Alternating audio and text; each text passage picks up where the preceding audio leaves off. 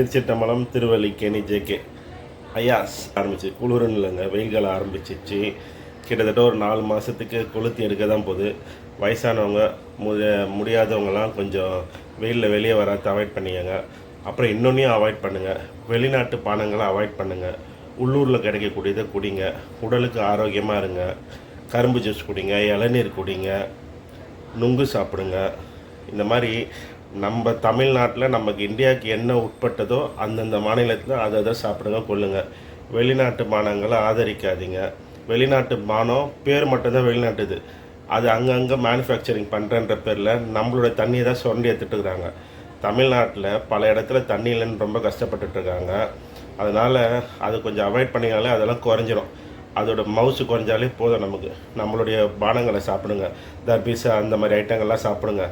இது ரசாயனம் அது ரசாயனம்னு சொல்லி பல பேர் ஏதாச்சும் ஒன்று கலப்பிட்டுருப்பாங்க. அதெல்லாம் நம்பி ஏமாறாதீங்க. நம்ம நாட்டு விவசாயிகளை வாழ வைங்க. விவசாயம் தான் முக்கியம். அழிச்சிட்டு கையேந்திர நிலைமையை கொண்டு போய் விட்றாதீங்க. பணம் பணம் பணம்னு எல்லாம் பணத்து பின்னாடி போகாதீங்க. பார்த்துக்கோங்க, பணத்தை வச்சு சோறு தூண்ட முடியாது. எதுவாக இருந்தாலும் விவசாயி விதைச்சா தான் சோறு சாப்பிட முடியும். எந்த பொருளாக இருந்தாலும் கவனமாக நம்மளுடைய நாட்டை, நம்மளுடைய பாரம்பரியத்தை வாழ வைங்க. நன்றி.